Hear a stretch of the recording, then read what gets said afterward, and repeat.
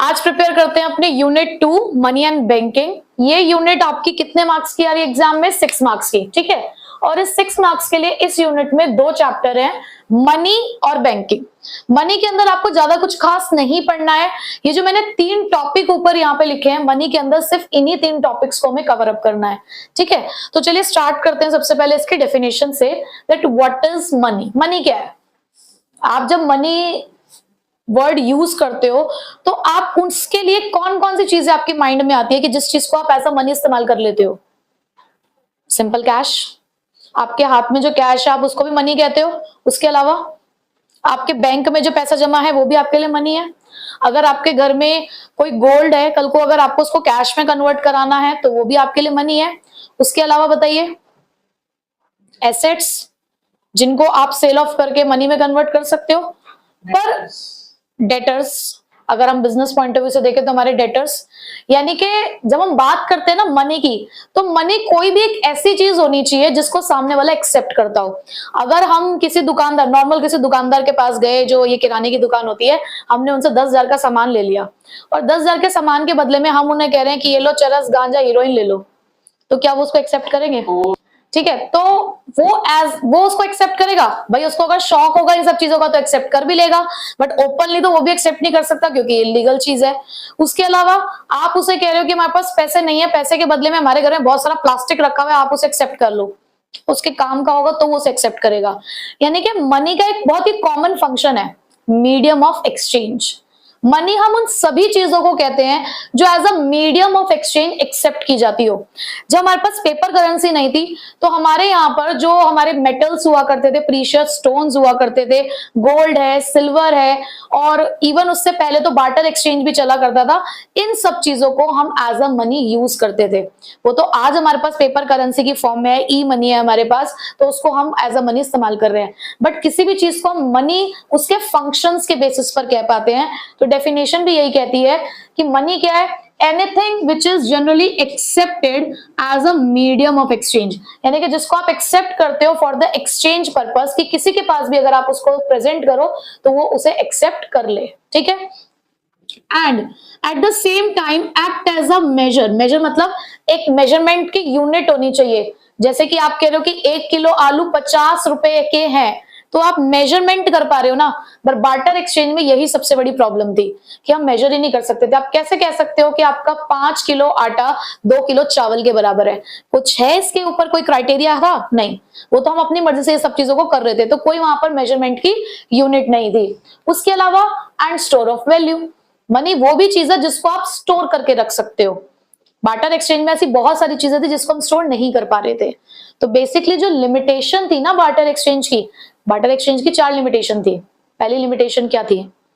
Double coincidence of want, कि ये बहुत मुश्किल था एक ऐसा पर्सन ढूंढना कि जिसके पास वो सामान हो जो हमें चाहिए, एट द सेम टाइम हमारे पास वो सामान हो जो उसको चाहिए। तो डबल को इंसिडेंस, यानी कि एक ही टाइम पे दोनों की वांट का सेटिस्फाई होना बहुत मुश्किल था। दूसरा, common unit for the measurement. हमारे पास यहाँ पर कोई कॉमन यूनिट ही नहीं थी मेजरमेंट की। Lack of standard of deferred payment, यानी कि अगर हमें लंबे समय की पेमेंट करनी है, बार्टर एक्सचेंज में मैंने तुमसे आज सामान खरीद लिया, मैंने कहा मेरे पास आपको देने के लिए कुछ नहीं है, आप 1 महीने बाद में आपको दे दूंगी आपका सामान। क्या गारंटी है कि 1 महीने बाद मेरे पास वो सामान अवेलेबल होगा? या किस बेसिस पर मैं उसको ये प्रॉमिस कर रही हूँ? कुछ था मेरे पास उसके लिए? नहीं। तो वहां पे डेफर्ड पेमेंट यानी कि लॉन्ग टर्म पेमेंट्स हो ही नहीं सकती थी। उसके अलावा lack of store of value. आप बार्टर एक्सचेंज के अंदर बहुत सारी चीजों को स्टोर ही नहीं कर सकते थे। कुछ पेरिशेबल चीजें हुआ करती थी जो खराब हो जाती थी थोड़े दिनों में, तो उसको कैसे स्टोर करते आप? ठीक है, तो उन्हीं 4 लिमिटेशंस ऑफ बार्टर एक्सचेंज को ओवरकम किया हमारी आज की मनी ने, और वही बन गई उसकी डेफिनेशन। क्लियर हुआ? नेक्स्ट, पहले हम फंक्शंस ऑफ मनी पढ़ते हैं, फिर मनी सप्लाई पे आते हैं, ठीक है। तो अभी जो फंक्शंस ऑफ मनी है ये इसके डेफिनेशन से निकले हैं, जहां पर हमने मनी के फंक्शंस को 2 कैटेगरीज में डिवाइड किया। आपको कैटेगरीज याद रखनी है क्योंकि हो सकता है एग्जाम में आपसे कैटेगरी वाइज ही पूछे कि explain the primary functions of money, explain the secondary functions of money, ठीक है। सो प्राइमरी फंक्शन में हमारे पास होता है m², medium of exchange and measure of value, और सेकेंडरी फंक्शन में हमारे पास s², यानी कि store of value and the standard of deferred payment. तो सबसे पहले मीडियम ऑफ एक्सचेंज की बात करूं तो मैंने अभी आपको बताया डेफिनेशन में ही कि मनी वो सभी चीजें हैं जिसको एक्सेप्ट किया जा सकता हो यूनिवर्सली।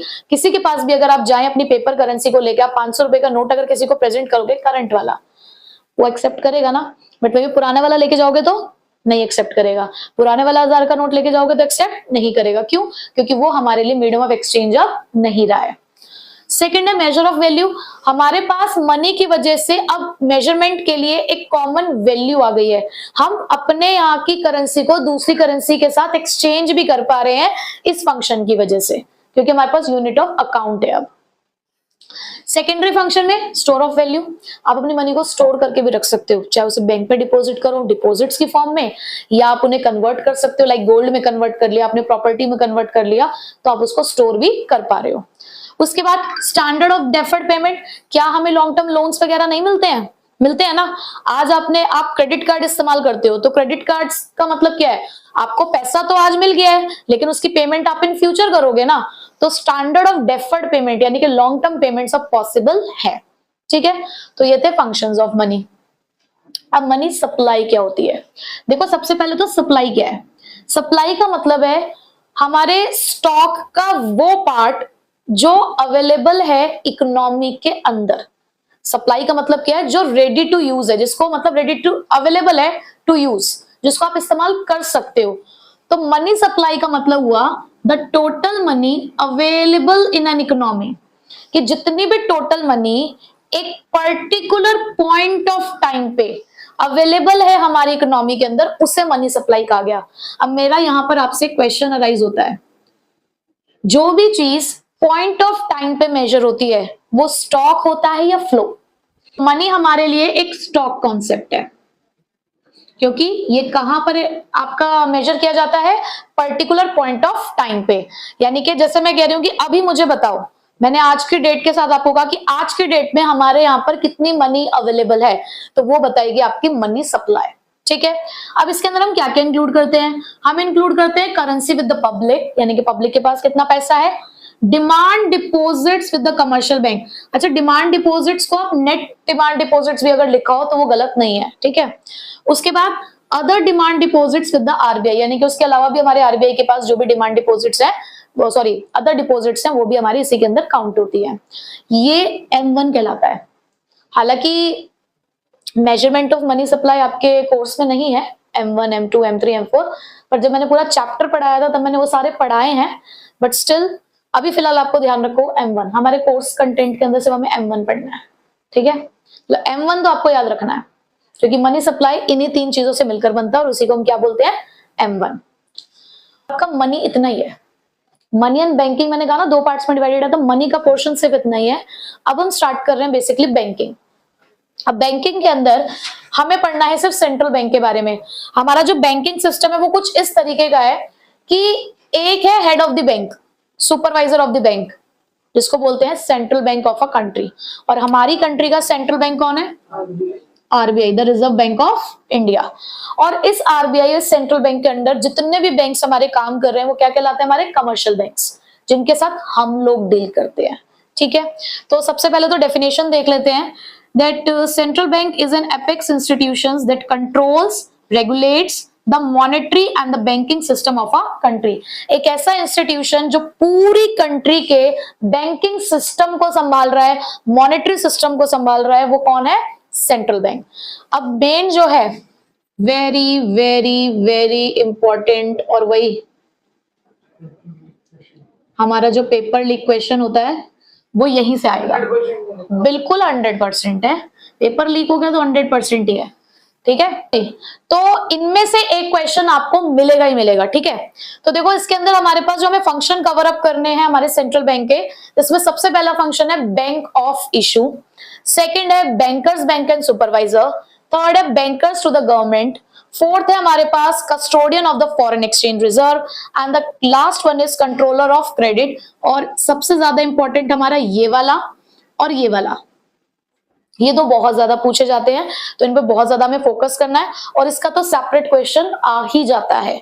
ठीक है, अब हम डिटेल में जरा इन 5 फंक्शंस को पढ़ते हैं। मैंने यहाँ पे डिटेल नहीं लिखी है क्योंकि मैं आपको और डिटेल में थोड़ा इसको पढ़ाती हूँ। ठीक है, सो बैंक ऑफ इशू का मतलब है कि आरबीआई के पास ये सोल अथॉरिटी है कि हमारे यहाँ पे जो भी करेंसी इशू की जाती है उसकी अथॉरिटी किसके पास है, सिर्फ आरबीआई के पास, सोल अथॉरिटी यानी कि मोनोपोली है।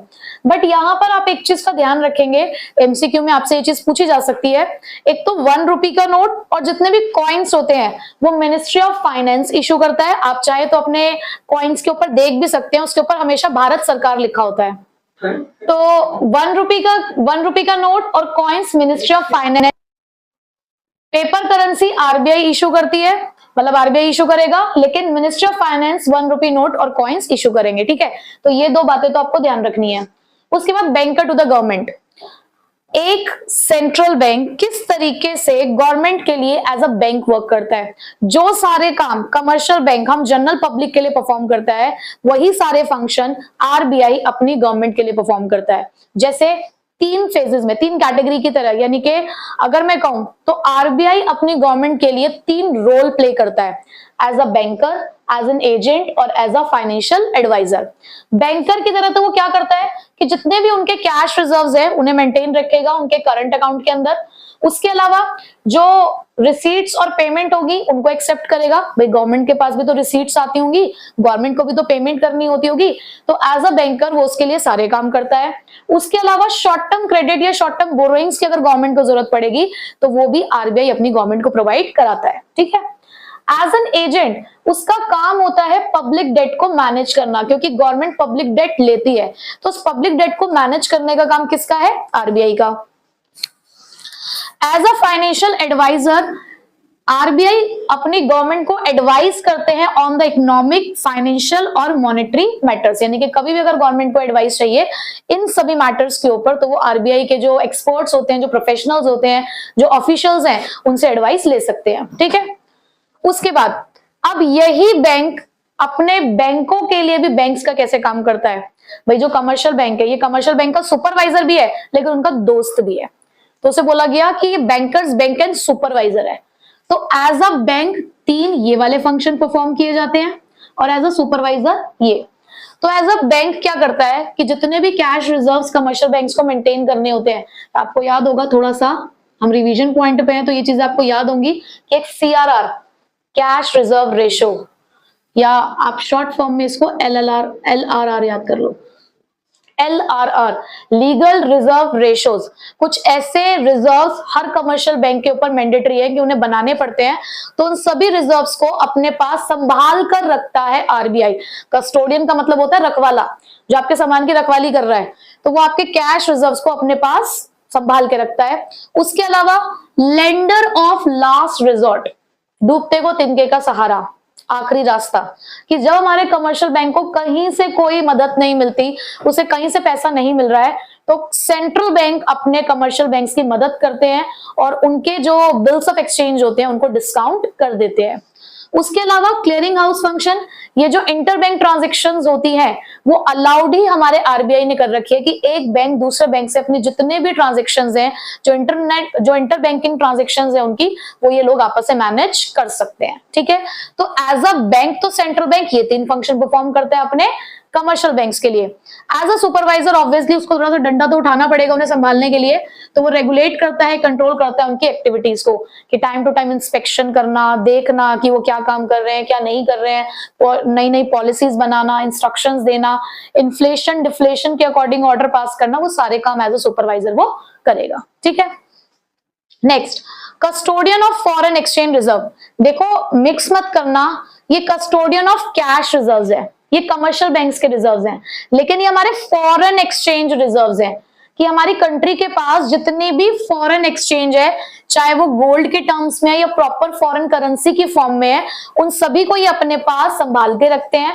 जितने भी एक्सपोर्टर्स होते हैं उनके पास एक इंस्ट्रक्शन गई हुई होती है कि जब भी आप एक्सपोर्ट करते हैं और आपके पास करेंसी आती है तो कहाँ उसको डिपॉजिट कराना होता है, आरबीआई के पास, और इसी की मदद से हमारा जो आरबीआई है वो करेंसी की एक्सटर्नल वैल्यू को मेंटेन रखते हैं। आपने अब बीओपी भी पढ़ लिया है तो उसके अंदर पढ़े थे ना fixed exchange rate system, manage floating, जिसमें आरबीआई का यानी कि सेंट्रल बैंक का इंटरफेरेंस होता है, तो इसी तरीके से वो एक्सटर्नल वैल्यू को मेंटेन करते हैं। ठीक है, अब सबसे इंपॉर्टेंट फंक्शन हमारा कंट्रोलर ऑफ क्रेडिट, यानी कि आरबीआई इकोनॉमी के अंदर क्रेडिट को कैसे कंट्रोल करता है। ये सेम टॉपिक जो हमारी यूनिट नंबर 3 है, determination of income and employment, उसमें एक आपका टॉपिक है एक्सेस डिमांड और डेफिशिएंट डिमांड, इन्फ्लेशनरी गैप और डिफ्लेशनरी गैप, सेम है बिल्कुल वहां पर भी। ठीक है, तो दोनों ही चैप्टर में कवर अप हो जाएगा आपका ये टॉपिक। तो आरबीआई किस तरीके से कंट्रोल करता है क्रेडिट को, अपने दो मेजर से, क्वालिटेटिव और क्वांटिटेटिव। यानी कि क्वांटिटेटिव में तो वो कुछ ऐसे चीजों का इस्तेमाल करेगा, ऐसे एलिमेंट्स का यूज करेगा कि आपको फर्क पड़ेगा, इन टर्म्स ऑफ मनी आपको फर्क पड़ेगा, कहीं ना कहीं आपकी जो बोरोइंग कैपेसिटी है, परचेजिंग पावर है, उससे फर्क पड़ेगा। लेकिन क्वालिटेटिव में वो क्या करेगा, अपने कुछ ऐसे इंस्ट्रूमेंट यूज करेगा, जैसे कि कहते हैं ना कि एक तो होती है प्रॉपर मार्क कि हाँ पूरे डंडे डंडे से आपकी पिटाई हो रही है, एक और है बातों से, बातों वाली मार क्वालिटेटिव है, और एक्चुअल में वेपन्स को यूज करके जो पिटाई होती है वो क्वांटिटेटिव है। ठीक है, अब देखते हैं आज कौन सी वाली पड़ती है। तो क्वांटिटेटिव में सबसे पहला मेजर है बैंक रेट। बैंक रेट का मतलब होता है जब जिस रेट पर आरबीआई कमर्शियल बैंक को पैसे उधार देता है, जिस रेट पे आरबीआई यानी कि सेंट्रल बैंक कमर्शियल बैंक को पैसे उधार देता है लॉन्ग टर्म पर्पस के लिए, उसे बैंक रेट कहते हैं। रेपो रेट का मतलब भी यही होता है कि जब आरबीआई अपने कमर्शियल बैंक को पैसे उधार देता है लेकिन शॉर्ट टर्म के लिए। दोनों में फर्क नजर आ गया, दोनों के अंदर ही आरबीआई दे रहा है कमर्शियल बैंक को पैसे, एक में लॉन्ग टर्म के लिए, एक में शॉर्ट टर्म के लिए। उसके बाद रिवर्स रेपो रेट क्या होता है, रिवर्स रेपो रेट का मतलब है कि जब कमर्शियल बैंक्स अपनी सरप्लस मनी आरबीआई में डिपॉजिट करते हैं तो जिस रेट पे उनको रिटर्न मिलता है वो रिवर्स रेपो रेट कहलाता है। कैश रिजर्व रेशो का मतलब क्या है कि हर कमर्शियल बैंक के ऊपर ये ऑब्लिगेशंस है, ये मैंडेटरी है कि उनको डिमांड डिपॉजिट और टाइम डिपॉजिट का कुछ परसेंटेज किसके पास रखवाना पड़ेगा, आरबीआई के पास। तो जो रिजर्व आरबीआई के पास रखवाए जाते हैं फ्रॉम द कमर्शियल बैंक्स, उन्हें कौन सा रिजर्व रेशो कहते हैं, cash reserve ratio. But at the same time commercial banks के ऊपर एक और ऑब्लिगेशन होता है कि उन्हें अपने लिक्विड एसेट्स का कुछ परसेंटेज अपने पास भी रखना होता है। दो तरीके के रिजर्व है, एक रिजर्व अपनी टोटल डिपॉजिट का जो उन्हें कहां पर रखवाना पड़ता है, आरबीआई के पास। एक रिजर्व है कि अपने लिक्विड एसेट का एक परसेंटेज अपने पास साइड में एज अ रिजर्व उठा के रखना है। कैश रिजर्व रेशो आरबीआई के पास रखवाना होता है, कैश रिजर्व किसके पास होता है, आरबीआई के पास। और स्टैट्यूटरी लिक्विडिटी रिजर्व किसके पास रखा जाता है, किसके पास, अपने पास, कमर्शियल बैंक अपने पास रखता है। Open market operation, open market operation का मतलब होता है कि गवर्नमेंट इन्फ्लेशन और डिफ्लेशन को कंट्रोल करने के लिए जो आरबीआई है वो अपनी सिक्योरिटीज को मार्केट में खरीदता और बेचता है। ठीक है, तो अगर मुझे इन्फ्लेशन को कंट्रोल करना है तो बैंक रेट को बढ़ाना चाहिए, घटाना चाहिए, आरबीआई को इंक्रीज करना चाहिए। क्यों, क्योंकि जब आरबीआई रेट ऑफ इंटरेस्ट बढ़ाएगा तो इसका मतलब कमर्शियल बैंक को महंगे में मिलेंगे लोन। जब कमर्शियल बैंक को लोन महंगा मिलेगा तो वो आगे पब्लिक के लिए उसको महंगा करेगा, और जब पब्लिक के लिए लोन महंगे होंगे तो वो लेना कम करेंगे। इन्फ्लेशन का सबसे बड़ा रीजन क्या है, एक्सेस डिमांड। हमें डिमांड ही तो कंट्रोल करनी है, और डिमांड कैसे कंट्रोल होगी, जब जेब से पैसा निकाला जाएगा। तो जिन लोगों को महंगा मिलेगा ना लोन, तो वो अपनी डिमांड जो है मनी सप्लाई के लिए वो क्या कर देंगे, कम कर देंगे। तो इसलिए इन्फ्लेशन के टाइम पे इसको बढ़ा देना चाहिए और डिफ्लेशन के टाइम पे कम कर देना चाहिए। रेपो रेट भी तो यही होता है, पर वो शॉर्ट टर्म के लिए, तो इसमें भी सेम ही चीज है। उसके बाद रिवर्स रेपो रेट, भाई आरबीआई इन्फ्लेशन को कंट्रोल कैसे करेगा। आरबीआई देखो, इन्फ्लेशन का मतलब सीधा से ये समझो कि इसको कंट्रोल करने के लिए पैसे इकोनॉमी से निकाल के आरबीआई में जमा कराने हैं। तो कमर्शियल बैंक को लालच देने के लिए आरबीआई इस रिवर्स रेपो रेट को बढ़ा देगा ताकि कमर्शियल बैंक पब्लिक को ज्यादा लोन ना बांटे और मेरे पास आके पैसा ज्यादा जमा कराए। अब जब कमर्शियल बैंक के पास पैसा कम बचेगा तो वो पब्लिक को कम पैसा दे पाएगा, तो अपने आप एक्सेस डिमांड जो है वो कंट्रोल होनी शुरू हो जाएगी। तो इसको डिफ्लेशन के टाइम पे कम कर देना चाहिए, क्योंकि उस टाइम पे तो हमें पैसा बांटना है। उसके बाद कैश रिजर्व रेशो, देखो सपोज करो किसी कमर्शियल बैंक के पास 10 लाख रुपए की टोटल डिपॉजिट है, 20% का सीआरआर चल रहा है, तो इसका मतलब कितना चला गया आरबीआई के पास, 2 लाख, 8 लाख बचा लोन देने के लिए। आरबीआई ने 40% कर दिया उस रेशो को, अब कितना बचेगा, 6 लाख। यानी कि अगर ये रेशो बढ़ जाती है तो कमर्शियल बैंक के पास कम पैसा बचता है आगे फॉर द लेंडिंग पर्पस के लिए। तो इन्फ्लेशन के टाइम इसको भी बढ़ाया जाता है, डिफ्लेशन के टाइम कम कर दिया जाता है। सेम काम SLR के लिए भी चलेगा, क्योंकि यहाँ पर भी जितना पैसा आप जोड़कर रखोगे आपके पास रहेगा, पब्लिक के पास कम पैसा जाएगा। इन्फ्लेशन में हमें पब्लिक को कम ही पैसा देना है। ओपन मार्केट ऑपरेशन में हमें उनसे पैसा चाहिए इन्फ्लेशन के टाइम पे, तो सामान बेचे या खरीदें? बेचेंगे ना, ताकि उनके पास से पैसा हमारे पास आए। तो यहाँ पर ओपन मार्केट ऑपरेशन में होती है sell in case of inflation, और डिफ्लेशन में हम उनसे उनका सामान खरीद लेते हैं, गवर्नमेंट सिक्योरिटीज खरीद लेंगे ताकि हम उनको पैसा दे सकें। ठीक है, क्लियर हो गए। उसके बाद qualitative measure, marginal requirement. Marginal requirement का मतलब है, सपोज आपने बैंक से लोन के लिए अप्लाई किया 20 लाख रुपए, बैंक कहता है कि अगर ये लोन चाहिए ना तो आपको हमें 10 लाख का कर देते हैं। 10 लाख के लोन के लिए आपने अप्लाई किया, बैंक कहता है सिक्योरिटी देनी पड़ेगी 12 लाख की। 10 लाख के लोन के लिए 12 लाख की सिक्योरिटी देनी पड़ेगी। कितना परसेंट मार्जिन लेके चल रहे हैं? 20%। तो अगर कल को वो इस सिक्योरिटी को बढ़ाकर 14 लाख कर दे तो इसका मतलब कितना हो गया? 40%। आप क्या लेना पसंद करेंगे जब ये रिक्वायरमेंट बढ़ जाएगी तो, ये मार्जिन बढ़ेगा तो? नहीं ना। तो यही होता है marginal requirement. Marginal requirement is the difference between the loan provided and the security demanded. तो अगर रेट ये बढ़ जाता है तो इन्फ्लेशन को कंट्रोल किया जा सकता है, क्योंकि फिर लोग कम डिमांड करेंगे, और डिफ्लेशन के टाइम पे कम कर दो। सिलेक्टिव क्रेडिट कंट्रोल का मतलब है कि प्रायोरिटी एरिया सेट कर दो। आपने सिलेक्टिव का मतलब क्या है? सिर्फ कुछ ही पर्पसेस के लिए आप यहाँ पे जो भी लेंडिंग है उसको रिलीज करोगे, यानी कि यहाँ पर आप क्या करना चाहते हो? Less amount of money release. आप नहीं चाहते कि लोगों के हाथ में ज्यादा पैसा है, तो अगर ज्यादा आपको लगेगा कि प्रायोरिटी मैटर है, इंपॉर्टेंट मैटर है, उसके लिए आप लेंडिंग दोगे, अदरवाइज आप लेंडिंग नहीं करोगे। और यहाँ पे तो हर पर्पस के लिए हम दे सकते हैं। उसके अलावा rationing of credit. Rationing of credit का मतलब क्या होता है? क्रेडिट को कंट्रोल करना। राशनिंग का मतलब होता है देखकर चलो। तो अगर आपको लगता है कि भाई इन्फ्लेशन चल रहा है तो यहाँ पे रिजिड होनी चाहिए ये पॉलिसी कि बहुत ज्यादा क्रेडिट नहीं बांटना है। यहाँ पर सिर्फ आरबीआई समझा रहा है उन्हें जाके कि ऐसा करना है, कोई स्ट्रिक्ट रूल नहीं है, ये सिर्फ समझाया जा रहा है कि देखो इन्फ्लेशन चल रहा है, थोड़ा कंट्रोल करके चलो। लेकिन यहाँ पे जो हमारा आरबीआई होता है वो लिबरल हो जाता है कि कोई बात नहीं, लोग पैसे मांगने के लिए आ रहे हैं, उन्हें दे दो, जरूरत है, क्योंकि इकोनॉमी में क्या चल रहा है? डिफ्लेशन। तो ये है हमारा कंट्रोलर ऑफ क्रेडिट वाला फंक्शन। सबसे बड़ा फंक्शन यही है और सबसे इंपॉर्टेंट भी यही है। ठीक है, तो नेक्स्ट टॉपिक है हमारा credit creation bye commercial bank, जिसको आप मनी मल्टीप्लायर के नाम से भी जानते हो।